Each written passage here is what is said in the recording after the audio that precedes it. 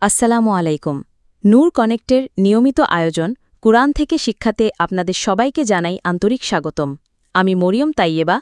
আজ আমরা আলোচনা করব কোরআনের একটি ছোট্ট সূরা, কিন্তু যার শিক্ষা অত্যন্ত গভীর ও জীবনমুখী।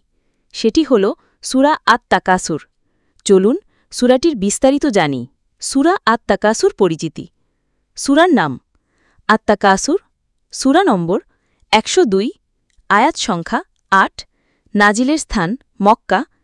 এই সূরা আমাদের মনে করিয়ে দেয় মানুষের সীমাহীন ধনসম্পদের লোভ ও প্রতিযোগিতা তাকে আখিরাতের চিন্তা থেকে গাফিল করে রাখে। সূরা আত-তাকাসুর। বিসমিল্লাহির রহমানির রহিম। পরম করুণাময় অতি দয়ালু আল্লাহর নামে। ১. আল্লাহকুমুত তাকাসুর। অধিক সম্পদ ও প্রতিযোগিতার লোভ তোমাদেরকে ব্যস্ত রেখেছে। ২. হাত্তা জুরতুমুল মাকাবির। যতক্ষণ না তোমরা কবরস্থানে পৌঁছেছ। ৩. কাল্লা সাউফা তা'লামুন। কখনোই নয়, শীঘ্রই তোমরা জেনে যাবে। ৪. থুম্মা কাল্লা সাউফা তা'লামুন। পুনরায় বলছি, কখনোই নয়, শীঘ্রই তোমরা জেনে যাবে। ৫. কাল্লা লাউ তা'লামুনা ইলমুল ইয়াকিন। না, যদি তোমরা নিশ্চিত জ্ঞান দ্বারা জানতে। ৬. লা তারাউন্নাল জাহিম। তবে অবশ্যই তোমরা জাহান্নাম দেখতে পেতে। ৭. থুম্মা লা তারাউন্নাহা আইনাল ইয়াকিন। তারপর অবশ্যই তোমরা তা প্রত্যক্ষ দেখবে নিশ্চিত দৃষ্টিতে। ৮. থুম্মা লাতুস আলুন্না ইয়াউমা ইদিন আনিন নাইম। অতপর সেই দিন অবশ্যই তোমাদেরকে নেয়ামতের ব্যাপারে জিজ্ঞাসা করা হবে। সূরা নাজিলের প্রেক্ষাপট। মক্কার কুরাইশ সমাজে ধনীদের মধ্যে অহংকার ও প্রতিযোগিতা ছিল চুঙ্গে।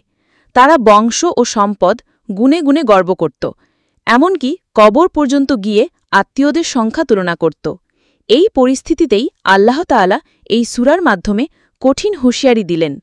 মানুষ মৃত্যুর আগ পর্যন্ত দুনিয়ার দৌড়ে মত্ত থাকে, অথচ প্রকৃত সাফল্য হল আখিরাতে। সূরার মর্মকথা ও তাফসির। ১. ধন সম্পদের বিভ্রান্তি। প্রথম আয়াতেই আল্লাহ বলেছেন, ধন সম্পদের প্রতিযোগিতা মানুষকে ব্যস্ত রাখে। এটি শুধু সংখ্যার খেলা। কে বেশি জমালো, কে বড় বাড়ি বানালো, কে বেশি খ্যাতি পেল। ২. মৃত্যুর অনিবার্যতা। যতক্ষণ না তোমরা কবরস্থানে পৌঁছেছ, অর্থাৎ মানুষ মৃত্যুর আগ পর্যন্তই দুনিয়ার দৌড়ে ছুটে চলে। ৩. পুনঃ সতর্কবার্তা। ২ বার বলা হয়েছে, শীঘ্রই তোমরা জেনে যাবে। এটি এক কঠিন সতর্কবার্তা। আখিরাতে মানুষকে বাস্তবতার মুখোমুখি হতে হবে। ৪. নিশ্চিত জ্ঞানের গুরুত্ব। যদি তোমরা নিশ্চিত জ্ঞান দ্বারা জানতে, মানে যদি মানুষ সত্যিকারভাবে মৃত্যুর পরের জীবনে বিশ্বাস রাখত, তবে দুনিয়ার লোভে বিভ্রান্ত হতো না। ৫. জাহান্নামের বাস্তবতা। মানুষকে বলা হচ্ছে, তোমরা অবশ্যই জাহান্নাম দেখবে, প্রথমে জ্ঞানে, পরে প্রত্যক্ষ দৃষ্টিতে। ৬. নেয়ামতের হিসাব। শেষ আয়াতে বলা হয়েছে, প্রত্যেক নেয়ামতের হিসাব দিতে হবে। সময়, স্বাস্থ্য, সম্পদ, সন্তান, শান্তি সবকিছু নিয়েই প্রশ্ন করা হবে। সূরার শিক্ষা। ১. দুনিয়ার প্রতিযোগিতা বৃথা। ২. মৃত্যুর স্বল্প জরুরি। ৩. প্রকৃত সাফল্য হল ঈমান, নেক আমল, সত্য ও ধৈর্য। ৪. আল্লাহর নেয়ামতের কৃতজ্ঞতা আদায় অনিবার্য। হাদিসের আলোকে শিক্ষা। রাসূলুল্লাহ সাল্লাল্লাহু আলাইহি ওয়াসাল্লাম বলেছেন, কিয়ামতের দিন আদম সন্তানের প্রতিটি নেয়ামতের ব্যাপারে প্রশ্ন করা হবে। তিরমিজি। আরেক হাদিসে এসছে, আদম সন্তান বলে, আমার সম্পদ, আমার সম্পদ, অথচ তার প্রকৃত সম্পদ হল যা শিখিয়ে শেষ করেছে, পরিধান করে পূর্ণ করেছে, অথবা আল্লাহর পথে ব্যয় করেছে। মুসলিম। আধুনিক জীবনে সূরা আত-তাকাসুরের প্রয়োগ।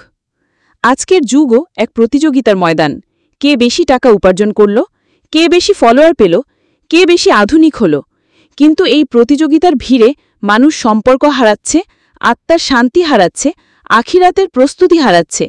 এই সূরা আমাদের মনে করিয়ে দেয় যে ধন সম্পদ থাকবে আল্লাহর পথে ব্যয়ের জন্য, মর্যাদা থাকবে মানুষের সেবার জন্য, জীবন থাকবে আখিরাতের প্রস্তুতির জন্য। সূরার ফজিলত।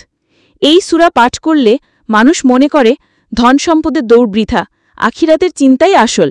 এটি মানুষের অন্তরে জাহান্নামের ভয় জাগায় এবং আল্লাহর নেয়ামতের প্রতি কৃতজ্ঞ হতে উদ্বুদ্ধ করে। সূরা আত-তাকাসুর আমাদের জীবনের মূল শিক্ষা দিয়ে যায়, ধন সম্পদের প্রতিযোগিতা অস্থায়ী, মৃত্যু অনিবার্য, আখিরাতে প্রত্যেক নিয়ামতের হিসাব দিতে হবে। আসল সাফল্য দুনিয়ার সম্পদে নয়, বরং ঈমান ও নেক আমলে।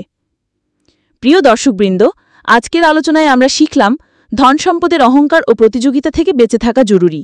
আল্লাহর দেয়া নিয়ামতের হিসাব একদিন অবশ্যই দিতে হবে।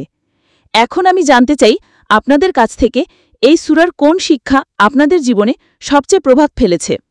আধুনিক সমাজে আমরা কিভাবে এই শিক্ষাকে কাজে লাগাতে পারি? আপনাদের মতামত অবশ্যই মন্তব্যে জানান। ভিডিওটি ভালো লেগে থাকলে লাইক দিন, চ্যানেল নূর কানেক্ট সাবস্ক্রাইব করুন, বেল আইকনে ক্লিক করুন যেন নতুন ভিডিও নোটিফিকেশন সবার আগে পান। আপনার চিন্তাভাবনা মন্তব্যে লিখতে ভুলবেন না। আমি মরিয়ম তাইয়েবা আজকের আলোচনায় আপনাদের সঙ্গে ছিলাম। ইনশাআল্লাহ আবারও নতুন আলোচনায় দেখা হবে।